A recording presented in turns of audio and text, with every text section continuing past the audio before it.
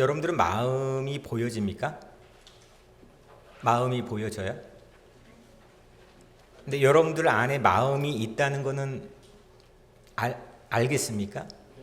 그죠? 마음은 있는데 마음은 보여지지 않죠. 내 삶의 테두리 안에 내 마음은 있겠죠.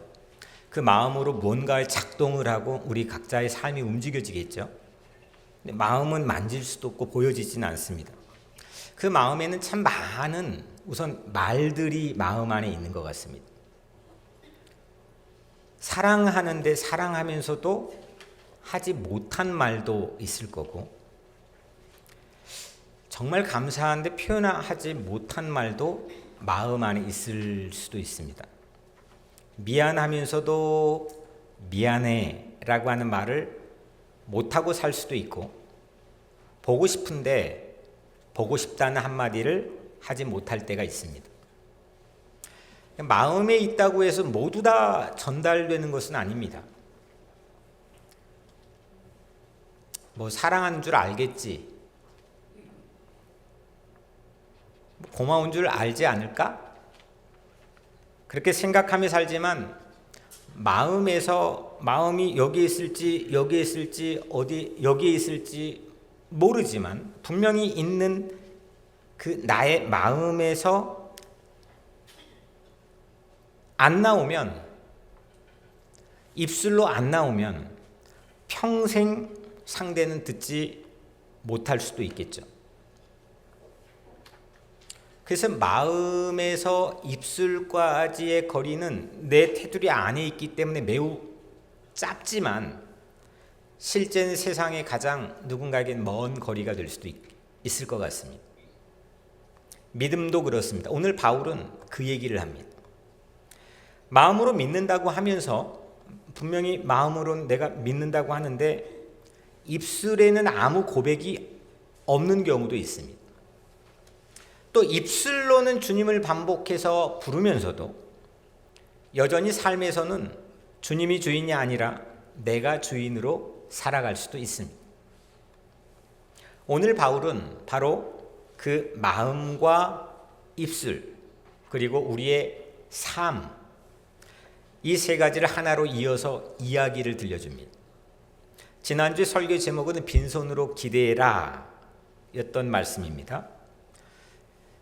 바울이 봤던 자신을 포함한 유대인들의 문제는 최선을 다해서 열심을 부리는 것이 부족해서가 아니었습니다. 자기 열심을 지나치게 의존했다는데 문제가 있다는 것을 이야기했습니다. 그래서 믿음은 내가 붙잡는 최선의 힘이 아니고 나를 붙잡아 주시는 그리스도께 내가 기대는 것이 신앙의 첫걸음이다라고 얘기했습니다. 그렇다면 지난주에 이어서 그렇게 우리가 그리스도께 기대기 시작하는 믿음, 그리스도께 의지하는 믿음, 이 믿음은 어디에 있나요? 기대해서 믿기 시작했는데, 나는 그리스도를 내 삶의 구원자로 믿기 시작했는데 그 믿음은 어디에 있습니까? 내 마음속에 숨어 있기만 합니까? 마음속에 있긴 한 겁니까? 아니면 마음속에만 숨어 있기만 합니까? 바울은 이렇게 말합니다. 믿음은 마음에서 시작하지만 반드시 입술에 닿습니다. 그래서 오늘 설교의 제목은 믿음이 입술에 닿을 때입니다. 오늘 8절의 말씀의 상반절에 보면 이런 문구가 있습니다. 말씀이 내게 가까워 내 입에 있으며 내 마음에 있다. 바울은 믿음을 얘기하면서, 믿음이라고 하는 것을 얘기하면서 먼저는 distance, 거리를 꺼냅니다. 가까이 있다. 너에게 가까이 있다. 너의 입에도 있고 네 마음에도 있다. 하나님은 얼마나 멀리 계신가? 또 얼마나 가야 우리가 그분께 닿을 수 있는가? 난 닿고 있는가? 닿았던 적이 있는가? 이렇게 묻는 우리에게 바울은 뜻밖의 대답을 하는 겁니다. 아니다. 말씀은 너하고 매우 가까이 있다. 네 마음에 있다. 그리고 네 입술에 닿을 수도 있다. 첫 번째 복음은 또 예수는 이미 내게 가까이 와 있다는 겁니다. 여러분들은 어떻습니까? 귀한 것, 가치 있는 것, 이런 것들은 주로 멀리 있다고 생각하는 경우가 많습니다. 가까이 있으면 약간 시시해집니다.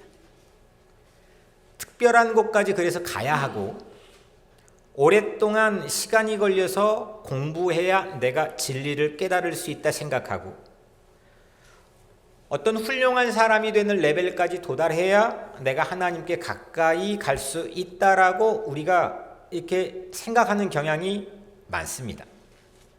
그래서 신앙에도 자꾸 계단을 만듭니다. 스텝을 만듭니다.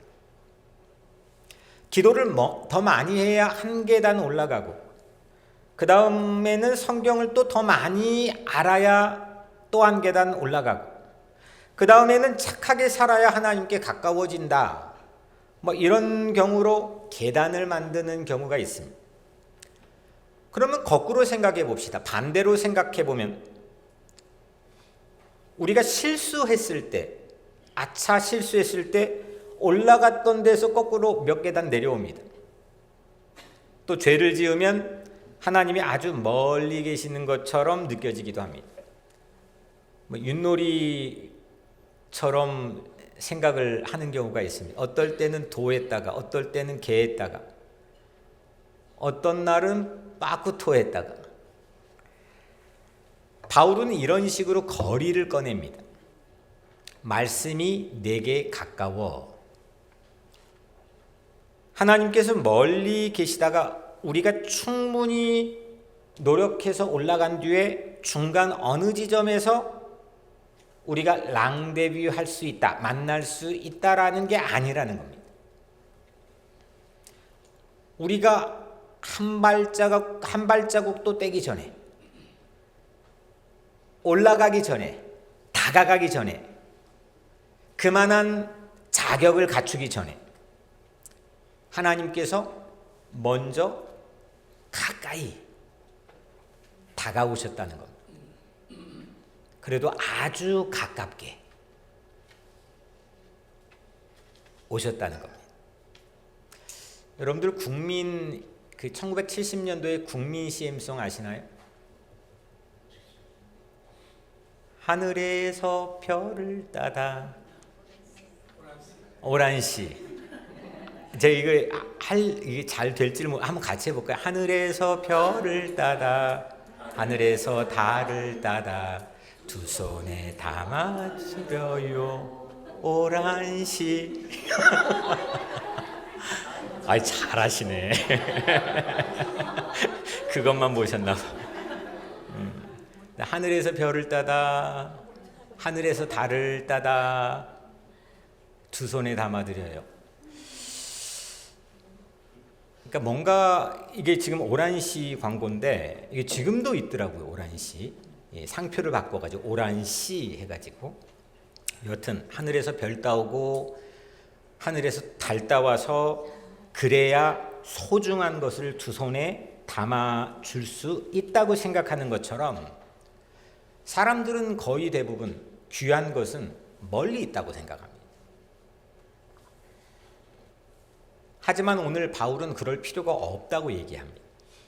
그래서 오늘 이 본문을 말하는데, 바울은 자기가 창작해서 쓴 편지글이 아니고 두 가지의 자기가 기억하는 구약의 말씀을 인용을 하는데, 먼저는 신명기 30장 12절에 14절을 인용을 합니다. 이런 말씀, 저 보시면 됩니다. 이런 말씀입니다. 이것은 하늘에 있는 것이 아니니 네가 이르기를 누가 우리를 위하여 하늘에 올라가서 그것을 우리에게로 가져오게 할까 하지 말라. 이것은 바다 밖에 있는 것이 아니니 네가 이르기를 누가 우리를 위하여 바다를 건너가서 그것을 우리에게 가져오게 할까 하지 말라. 오직 그 말씀이 내게 매우 가까워 내 입에 있으며 내 마음에 있은즉 네가 이를 행할 수 있느니라. 아멘. 이 뒷부분은 오늘 읽는 말씀 8절과 동일한 말씀이죠. 그 말씀이 내게 매우 가까워 내 입에 있으면 내 마음에 있은즉. 바울은 지금 이 사실, 믿음이 어디 있느냐, 너는 이제 예수께 기대어서 새로운 믿음을 갖게 되었다는데 그 믿음이 실제 대체 어디 있냐, 이거. 그 이야기를 모세가 마지막 죽기 직전 느보산에서 했던 말씀 하나를 기억해서 오늘 이야기를 시작합니다. 하늘에 있는 게 아니고 하늘에 가서 그거를 따다가 누군가 우리에게 가져오게 할까? 아주 깊은 영성 있는 사람을 시켜서 그 사람에게 부탁해 가져오게 할까? 아니면 바다를 건너서 저 깊은 바다 건너편에 있는 거를 가져오게 할까? 사람들은 거기에 도리어 호기심과 흥미를 갖습니다. 오디세이라고 하는 제가 몇 주 전에 소개했던 영화도 결국은 그 얘기입니다. 어딘가에 가면 무언가가 있지 않을까? 하지만 결국은 집으로 가는 자신의 마음 안에 있었다는 것.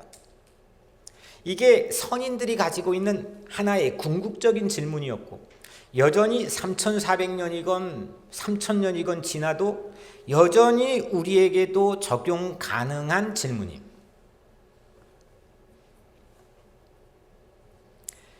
하늘에 올라가 말씀을 가져올 필요도 없고 바다 건너 깊은 곳까지 가서 말씀을 모셔올 필요도 없다는 겁니다. 하나님께서 이미 그 말씀을 너에게 매우 근접하여 접근 가능하게 네 바로 옆에 가져다 놓았다는 겁니다. 바울은 자기가 인용한 이 신명기 30장의 말씀을 그리스도 안에서 다시 읽습니다. 우리가 하늘에 올라가서 바다를 건너가서 말씀이신 그리스도 예수를 모셔올 필요가 없다는 겁니다. 예수는 네 옆에 있다, 가까이 있다는 겁니다. 하나님께서 그 그리스도를 이미 보내셨고, 네게 보낸 그 그리스도를 사람들이 잡아다가 막 때려가지고 모함하고 해가지고 죽여버렸고 매장했는데도 그 무덤에 살게 해가지고 다시 네 곁에 있다는 겁니다. 그래서 복음의 출발은 우리가 예수님을 찾아내는 데 있지 않습니다. 하나님께서 우리를 찾아오신 데에 복음이 있습니다. 상당히 깊은 얘기를 오늘 바울이 하는 겁니다. 우리가 늘 들어왔던 얘기고 제가 17년 동안 사역하면서 거의 같은 결론의 디렉션을 매 설교마다 하는 이야기지만 오늘 바울은 상당히 깊은 얘기를 하는 겁니다. 얼마나 가까이 가져오셨느냐? 바울이 말하죠. 내 입에 있으며 네 마음에 있다. 신과 인간의 거리는 보통 통상적으로 고대나 지금이나 어떤 종교를 불문하고 하늘과 땅 사이의 초월의 거리라고 생각합니다. 그런데 이 거리를 하나님께서 오늘 바울의 깨달음을 통해서 마음과 입술 사이의 거리까지 줄여주셨습니다.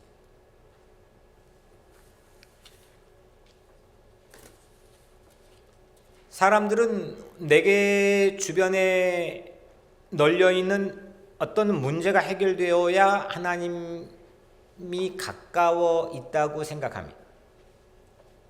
때론 내가 하나님을 느끼지 못하는 날, 그 말씀이 가까이 있지 않다고 생각할 수도 있습니다. 그런데 어떤 경우를 불문하고 바로 네 가까이 있다는 걸 얘기하는 겁니다.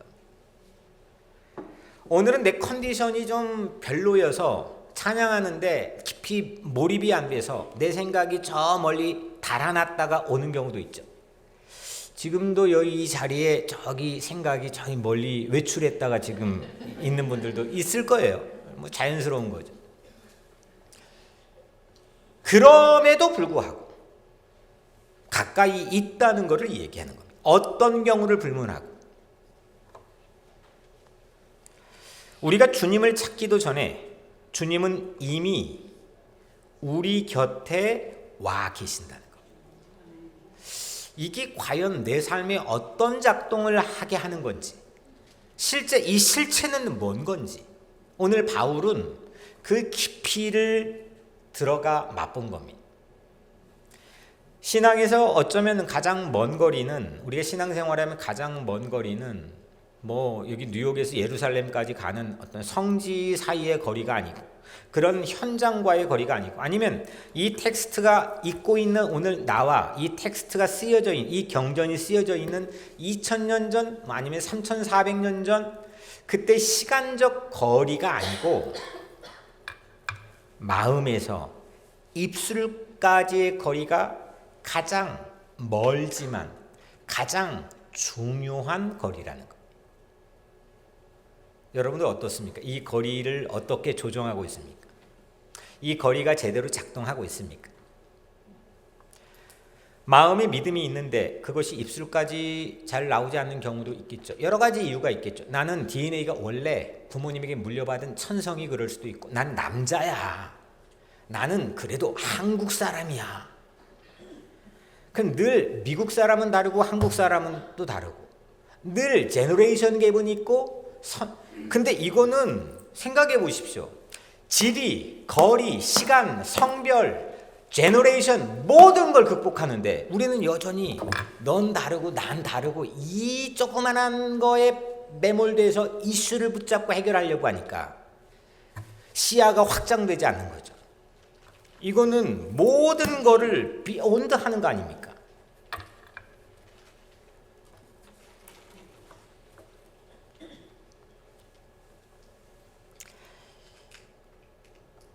마음에 감사가 있는데 있어요.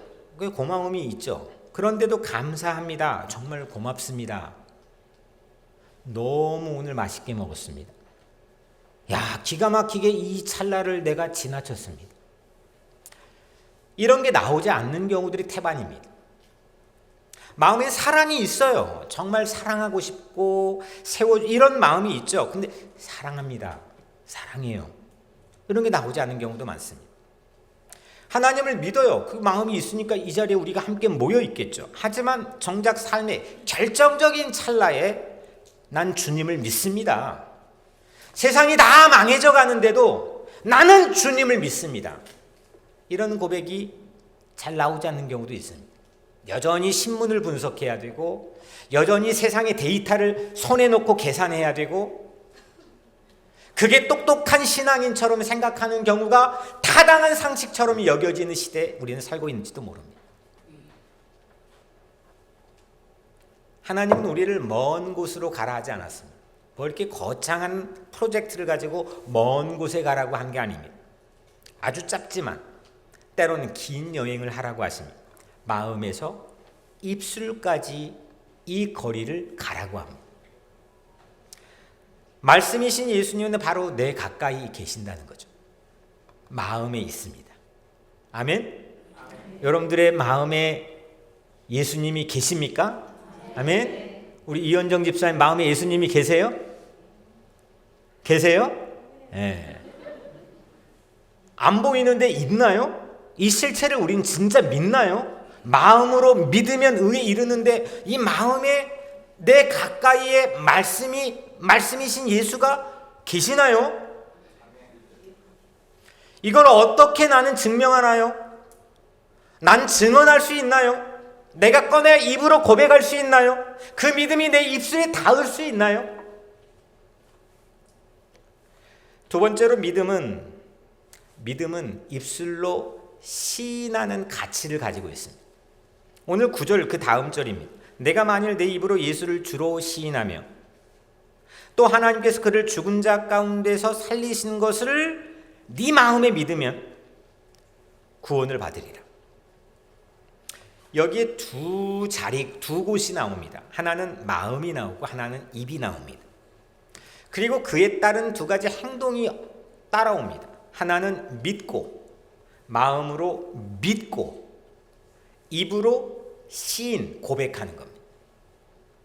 10절도 동일한 말씀을 약간 다른 문장으로 반복합니다. 사람이 마음으로 믿어 의에 이르고 입으로 시인하여 구원에 이르느니라. 시인한다라고 하는 헬라어 원어는 호몰로게오인데 이건 인정한다, 나 그걸 인정한다, 고백한다, 공개적으로 선포한다, 이런 뜻입니다. 다시 말하면 마음속에만 두고 있는 가치가 아니라 입 바깥으로 드러난다는 것. 우리는 이걸 약간 왜곡하는 경우도 있습니다. 입술의 소리가 예수가 나의 구원자, 이렇게 이야기하는 것이 주문을 외우는 것은 아닙니다. 이렇게 고백하면, 이렇게 입을 통해 나오면 모든 게 워킹하는 건가? 상당히 난해한 문제입니다. 또 예수는 주여 주여 하는 자마다 모두 다 천국에 간다고 하지 않았습니다. 바울보다 예수님의 이 좀 전문적 용어로는 Q 자료, 예수님 직접 하신 말은 훨씬 가치가 있게끔 전문가들은 핸들링을 하는데, 여튼 그렇다고 한 성경 안에 두 가지의 말씀이 다 있습니다. 문장을 말하면 자동으로 구원이 작동하는 건가? 이 고백, 이 시인은 마음에 있는 믿음이 입술까지 끌어올려지는 겁니다. 왜 굳이 말해야 됩니까? 고백은 마음의 방향을 분명하게 만들어주기 때문입니다. 한 가지 이해로 결혼을 할 때 서약을 합니다. 신랑 신부가 다른 시스템 어떤 제도적인 이런 필요 없습니다. 서로 서약을 합니다. 그런데 그 효과로 전혀 다른 새 것이 창조가 됩니다. 그거에 의지해서 새로운 삶이 계속 이어지게 됩니다. 바울도 이 믿음이 입술에 닿게 하라고 이야기합니다. 네 입술에 닿게 하라고 얘기합니다. 이게 제가 하는 얘기가 아니라 오늘 아주 반복해 바울이 막 설레는 마음을 가지고 뿜어내는 건데, 그 마음에 있는 너가 믿고 있는 걸 입술에 닿게 하라고 합니다. 그 내용이 뭐냐? 그러면 그 내용이 뭐냐? 입술에 닿게 해야 될 내용이 뭐냐? 이겁니다. 예수를 주로 시인하여. 시인하는 건 행동하는 거니까 그 내용은, 컨텐츠의 내용은 예수가 주다. 이게 뭘까? 단순히 예수님이 좋은 분입니다. 예수님의 가르침이 정말 좋습니다. 이런 뜻이 아닙니다. 말 그대로 예수가 주님, 주입니다 라고 하는 내용입니다. 주라고 하는 말은 영어로 로드고 헬라어로는 퀴리오스인데, 이 뜻은 주권자, 주인이란 뜻입니다. 이게 유럽 왕정 시대를 넘어서서 서구 사회에서 혁명이 일어나서 모든 주권은 국민으로부터 나온다는 이 편군주제가 시작되게 된 것, 이 아이디어에서 온 겁니다. 어떻게 왕이 모든 걸 우리의 삶을 결정하냐? 아니다. 이젠 모든 시민들이, 모든 국민들이 결정하자. 우리 너무 바쁘니까 우리 모여서 하면은 아마 배가 산으로 갈 테니까 우리를 대표하는 소수를 우리가 뽑아서 그들에게 임시로 맡기자. 그들의 월급은 우리가 주자. 이게 입헌군주제의 기반을 두고 있는 미국이나 한국이나 대부분의 나라의 민주주의 시스템입니다. 이 아이디어가 여기서 왔습니다. 큐리오스, 주권자가 누구냐? 근데 성경은 이 주권자를 우리가 아니라 예수가 주권자라는 겁니다.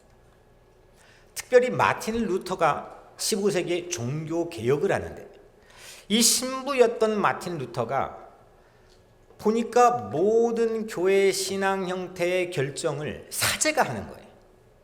모든 걸 사제가 하면서 그들의 이익과 이 속에 맞추어서 결정을 합니다. 주권이 사제에게 있었습니다.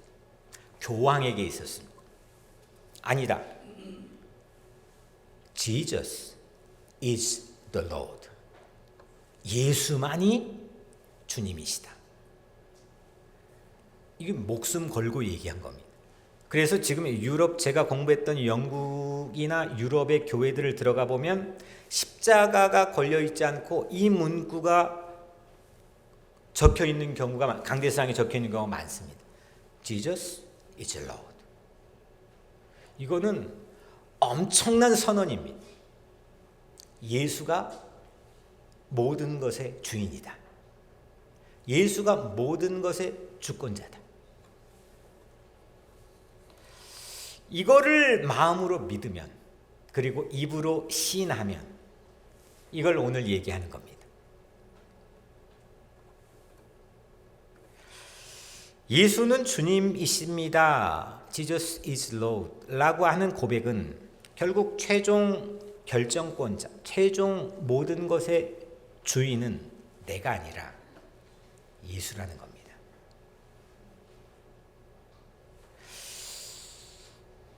어떻습니까? 이게 쉽게 여러분들은 마음으로 믿어지고 실제 여러분들은 쉽게 입으로 고백되어질 수 있습니까? 이게 어떤 의미입니까? 입으로 그냥 한 문장을 사형리처럼 그냥 한 문장 읽으면 마치 천국으로 가는 면죄부처럼 그냥 단순한 그런 어떤 주문입니까? 이거는 내 삶의 주인이 바뀌었다는 뜻입니다.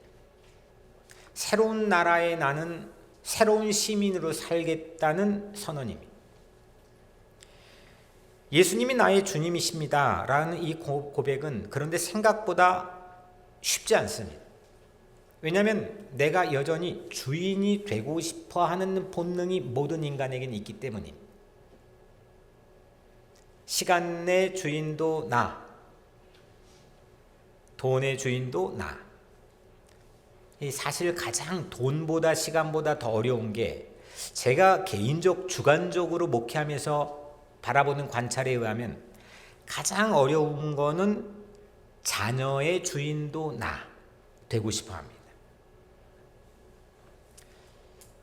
기도할 때는 주님, 주님이라고 하는데 자녀의 이슈 앞에서, 자녀의 문제 앞에서는 내가 주인이 되려고 합니다. 입과 삶 사이에 거리가 생깁니다. 믿음의 고백은 입술에서 끝나지 않습니다. 입으로 예수를 주라고, 큐리오스, 로드라고 고백했다면 그 고백이 직장에서도 주인인 거고 자녀에게도 주인인 거고 통장 앞에서도 주인이 되어야 합니다. 내 감정보다 주님이 크시고 내 판단보다 주님이 옳으시고 이것이 이 믿음이 입술에 닿는 것을 오늘 바울은 그 이슈를 얘기하는 겁니다. 그리고 그 내용 가운데 바울은 두 번째 반복하면서 부활이라고 하는 개념을 덧붙입니다. 하나님께서 그를 죽은 자 가운데서 살리신 것을 내 마음에 믿으면, 마음에 예수를 믿으면, 예수를 주로 믿으면인데 하나를 덧붙이죠. 하나님이 죽은 자들 가운데서 그를, 예수를 살린 것을 네 마음에 믿으면. 예수가 훌륭한 선생이라는 사실만 믿는 것이 아닙니다. 예수가 이 땅에 선한 많은 업적들을, 행위들을 했다는 것을 믿는 것이 아닙니다. 죽음조차도 그분을 이기지 못했다는 것을 믿는 겁니다. 그러므로 예수가 주님이시다라는 이 고백에는 엄청 어마어마한 희망이 들어가 있습니다. 죽음보다 크신 분이 주님이라면, 죽음도 이기지 못하는 분이 나의 주권자, 주인이라면 어떤 내게 있는 실패도 마지막이 될 수가 없고 어떤 지금 만나고 있는 벽들도 나에게는 마지막이 아닙니다. 심지어 죽음조차도 마지막이 아닙니다. 부활, 다시 사는 것만이 무조건 나의 인생의 최종 마지막입니다. 어떤 상황에서도 희망을 잃지 않을 수 있습니다. 이게 초기 크리스찬들의 신앙 고백이었습니다. 그래서 믿음은 모든 것을 이해하고 있는 사람이 하는 고백이 아닙니다. 오늘 설교를 다 완전히 꿰뚫어 이해하고 있는 사람이 하는 고백이 아닙니다. 여러분들이 읽고 있는 성경을 다 완벽하게 더 깊이 전문적 지식을 가지고 이해하는 사람이 하는 신앙 고백이 아닙니다. 이해되지 않아도, 납득되지 않아도, 받아들일 수 없는 상황이어도 누구를 의지할지를 정한 사람이 하는 고백이 믿음입니다. 난 누구를 의지할지, 누가 나의 주인인지, 마음으로 부활을 믿고, 마음으로 부활이신 예수를 믿고, 입으로 예수가 나의 주인, 주님이라고 고백하는 것, 그것이 참된 믿음이라고 오늘 바울은 이야기하는 겁니다. 마지막 세 번째로 열린 입술은 모든 경계를 뛰어넘습니다. 12절에 바울은 갑자기 시야를 확 넓힙니다. 한 사람의 마음과 입의 이야기에 주목하다가 이제는 사람과 사람 사이의 경계로 넓힙니다. 유대인이나 헬라인이나 차별이 없습니다. 여기서 복음의 폭발적인 아름다움이 등장합니다. 분명히 한 사람의 마음에서 입까지의 거리를 주목했던 사람인데 이제 갑자기 전혀 상극인 다른 민족, 다른 인종들 사이의 거리를 얘기합니다. 입으론 예수를 주님이라 고백하는 순간 우리는 내가 어느 민족인가 보다 더 커다란 이름 안으로 들어갑니다. 유대인도 오늘 보면 유대인도 그 이름 예수를 부르고 헬라인, 그리스인들도 그 이름을 부릅니다. 오늘로 우리 치면 한국인도 그 이름 부르고 미국인도 그 이름을 부르고 저 아프리카에 사는 사람도 그 이름을 부르고 누구도 다 그 이름을 부를 수 있습니다. 오래 믿은 사람도 부르고 오늘 처음 예수를 만난 사람도 부를 수 있습니다. 그 이름이 예수입니다. 세상은 우리를 끊임없이 나눕니다. 국적을 묻고 학력을 묻고 신분을 묻고 직업을 묻고 얼마나 가졌는지를 묻습니다. 그런데 교회는 질문이 달라져야 됩니다. 누구의 이름을 부르고 있느냐? 이게 교회가 물어야 될 질문입니다. 오늘 12절은 이렇게 고백합니다. 한 분이신 주께서 모든 사람의 주가 되사. 한 분인데 모든 사람의 큐리오스, 로드가 된다는 것. 주님이 된다는 것. 모든 사람이. 그를 부르는 모든 사람에게 그 예수는 부요하시다는 것. 하나님의 은혜는 먼저 온 사람이 다 가져가 버린 제한된 재고가 아닙니다. 제한된 상품 자체가 사람들이 많이 구매하고자 하면은 모자라죠. 그럼 먼저 온 사람들이 가져갑니다. 그러면 이거는 공급이 떨어질 거고, 그러면 여기에 대한 가격은 상승할 겁니다. 이걸 낮추기 위해서 인위적으로 사람들은 조정을 하죠.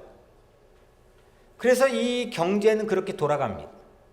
그런데 그런 여러분들의 머릿속에 본능처럼 박혀있는 경제 구조가 이 복음이 아니라는 겁니다. 먼저 온 사람들이 그렇게 많이 다 가져갔는데도 제한된 재고가 아니라는 겁니다.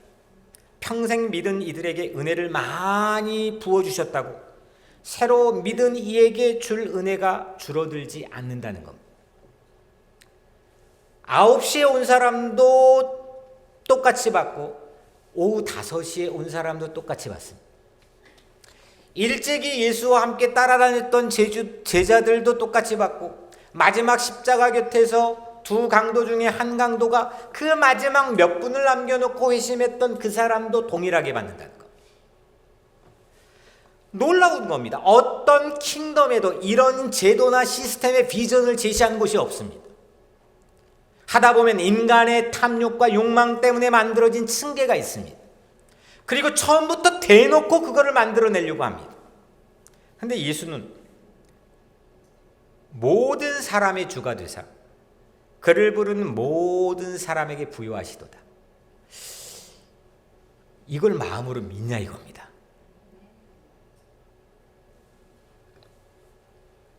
그래서 교회는 경쟁하는 곳이 아닙니다. 누가 더 오래 믿었는지 겨루는 곳이 아닙니다. 누가 이 교회에 더 오래 다녔는지 겨루는 것도 아닙니다. 누가 또 심지어는 더 많이 기도하는지 겨루는 것도 아닙니다. 누가 더 좋은 믿음을 가졌는지 가리는 것도 아닙니다. 누가 더 많이 봉사했는지 겨루는 것도 아닙니다. 누가 장로인지 목사인지 따지는 것도 아닙니다. 우리는 모두 다 동일하게 같은 이름을 부르는 가족입니다. 파격적인 겁니다. 세상에 없는 겁니다. 오늘 13절의 마지막 절에는 그래서 이렇게 말씀합니다. 누구든지, 아마 바울은 이 펜을 들어 이걸 쓸 당시에 누구든지 어떤 마음으로 썼을지, 누구든지 주의 이름을 부르는 자는 구원을 받으리라. 누구든지 라고 하는 이 단어가 얼마나 커다란 문인지 모릅니다. 지난주에는 빈손이라고 했습니다. 오늘은 그 빈손으로 이름을 부르는 겁니다. 어린아이가 넘어졌을 때를 생각해 봅시다. 어떤 아이가 넘어졌는데 일어나가지고 이렇게 했다고 칩시다. 내가 넘어졌는데요, 보도블록의 이 녀석 보도블록의 높이 차이로 내가 중심을 잠깐 잃었습니다.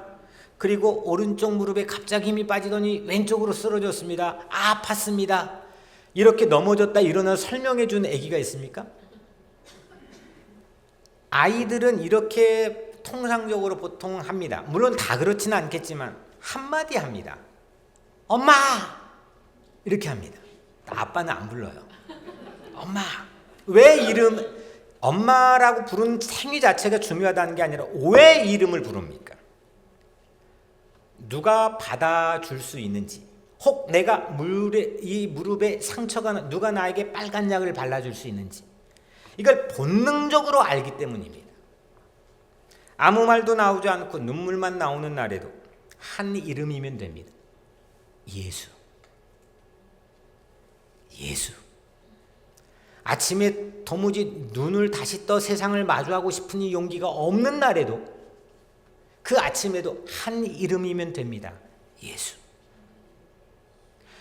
도무지 앞으로 걸어갈 힘이 나지 않는 그런 깊은 우울에 빠져 있는 날에도 한 이름이면 됩니다. 예수. 주변을 아무리 살펴봐도 나를 붙잡아 줄 사람이 아무도 없는 외로운 날에도 한 이름이면 됩니다. 예수.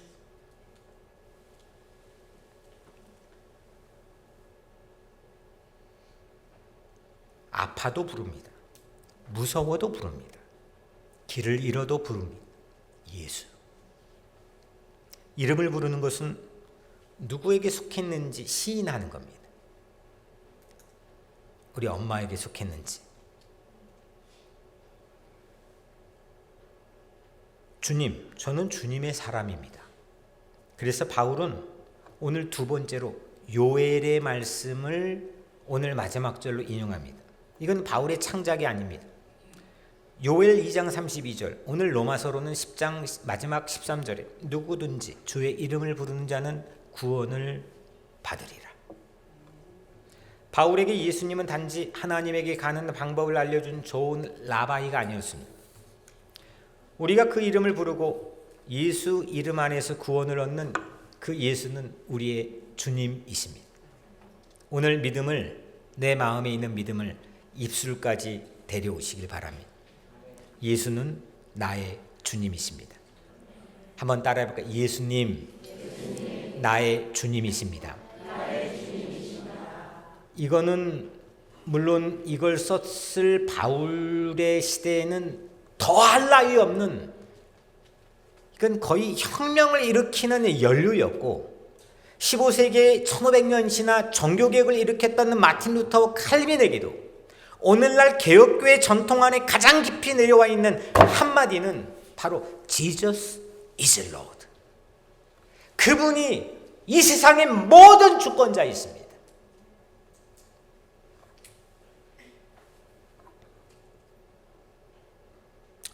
입술에서 삶까지 그래서 데려오시길 바랍니다. 그러면 신앙이 마음, 입술, 삶이 하나가 됩니다. 마음과 입술이 만나고 입술이 삶과 만납니다. 마음으로 믿는 것과 입으로 시인하는 것과 삶으로 살아내는 것이 하나입니다. 지난주에는 이렇게 물었습니다. 무엇을 기대고 있습니까? 무엇을 의지하고 있습니까? 무엇가 여러분들의 비빌 언덕입니까? 오늘은 한 걸음 더 나아가 묻는 겁니다. 그렇다면 누구를 주인이라 주님이라 부르고 있습니까? 누구를 주님이라고 생각하고 살고 있습니까? 빈손으로 기대는 사람은 한 이름을 부릅니다. 예수. 그리고 시인합니다. 예수. 그 예수가 내 삶의 모든 주어가 됩니다. 우리 자녀들이 이번 특세에서 그런 믿음의 고백들을 곁에서 들으면 좋겠습니다. 바울은 예수를 만나고 인생이 확 뒤집어졌는데 그 현장이 다메섹으로 가는 현장이라는 건 알고 있습니다. 바울이 어떤 집회, 부흥 집회 참여하러 간 게 아닙니다. 나에게 좀 은혜 좀 받아봐야겠다라고 작정하고 뭔가 깊은 심오한 어떤 영성의 세계로 들어간 게 아닙니다. 그냥 길을 가다가 생각도 안 했는데 스쳤는데 그게 대박이 난 겁니다. 저는 이번 특세가 그런 여러분들의 기회가 되기를 바랍니다. 우리는 보통 이렇게 자녀들에게 들려지는 말을 부모들이 하는 거를 저는 압니다. 힘들다, 안 된다, 지쳐 미치겠다. 이게 입버릇처럼 부정적인 말들이 그 자녀들이 안 듣는 것 같지만 다 듣습니다. 딴 방에서 듣고 밥 먹다가 듣고 이쪽에 듣고 저쪽에 듣고. 그렇게 말하는 게 아니라 이번 특세에서 여러분들의 입술을 통해 기도하는 순간이든 옆에 앉아있는 자녀가 그렇게 듣든 아니면 밥 먹다가 밑에 층에서 듣든 차를 타고 가다 오다 듣든 자녀를 위해 기도하고 축복해주며 듣든 이렇게 말하는 그래도 하나님이 계신다. 그래도 하나님이 도울 것이다. 그래도 이거 될 것이다. 내가 하는 게 아니라 나의 주이신 나의 주님이신 예수가 할 것이다. 이런 고백이 오늘 다메섹 가는 길에 생각지도 않게 대박난 음성이 바울의 귀에 우레소리처럼 들리고 그 인생을 뒤집어 놓은 것처럼 우리 자녀들도 아니면 여러분들도 생각지도 않게 특세에 참여했는데 하나님께서 그런 놀라운 역사를 여러분들 각자의 삶에 있게 되기를 주의 이름으로 축복합니다. 어려운 일이 생겼을 때 사람들은 이제 끝났다. It's over. 우리는 이제는 망했다. 이게 아니라 그래도 주님을 믿는다. 이런 고백을 듣게 하시고 또 여러분들도 듣는 기회가 되기를 주의 이름으로 축복합니다. 우리 교회도 그런 교회가 되면 좋겠습니다. 얼마나 근사합니까? 사람들은 야 직장이 어때 요즘? 물론 그런 삶의 교제 성도의 교제로 나누어야죠. 야 요즘 너 차 샀던데 너 옷 브랜드 괜찮네? 너 이사 간 집은 어때? 그런 것도 전 나눠야 된다고 생각합니다. 하지만 여기는 교회입니다. 여긴 교회입니다. 투게더 모임을 왜 하느냐? 그런 시시콜콜한 세상에서도 나눌 법한 이야기만 하라는 게 아닙니다. 여기는 예수의 이름을 부르는 곳입니다. 세상 이야기를 분석하고 함께 나누고 아파하고 중보해 주지만 거기에 마스터키는 예수가 있어야 됩니다. 그게 없이 그냥 나누고 가면 그게 무슨 소용입니까? 저는 우리 교회가 그런 교회가 되길 바랍니다. 좋은 차 사도 좋은 집 사도 그걸로 흥분하는 거 3일이면 족하고 서로 함께 예수의 이름을 나누는 거에 주목하고 나는 요즘에 예수가 주인이 아닌 것 같아. 야, 나를 위해 기도해줘. 나는 이 부분에 대해서 자꾸 내가 내 자식들을 괴롭히는 것 같아. 예수가 주인인데, 나 어떻게 될지 몰라. 그 고심들을 함께 나누고 기도하고, 마스터키인, 유일한 마스터키인, 이 세상 온 우주의 유일한 주권자인 예수의 이름을 가져다가 함께 열어가는 그런 교회였으면 좋겠습니다. 사랑하는 여러분, 그거는 멀리 있지 않습니다.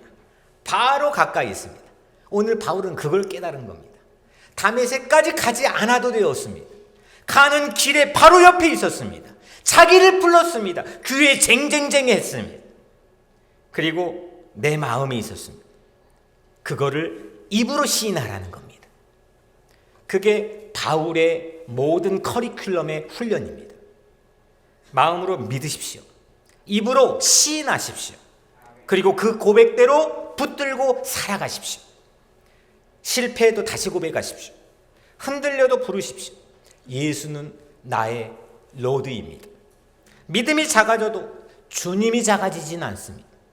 우리 고백이 업앤다운하며 흔들려도 그리스도는 흔들리지 않습니다.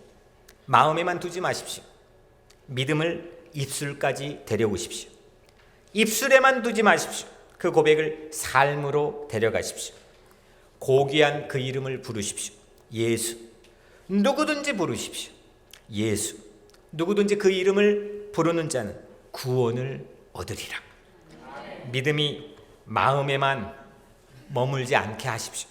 믿음이 입술에 닿을 때 그 입술의 고백이 우리의 삶을 움직입니다. 오늘 여러분들이 각자 삶에 그런 은혜가 있게 되기를 주의 이름으로 간절히 축복합니다.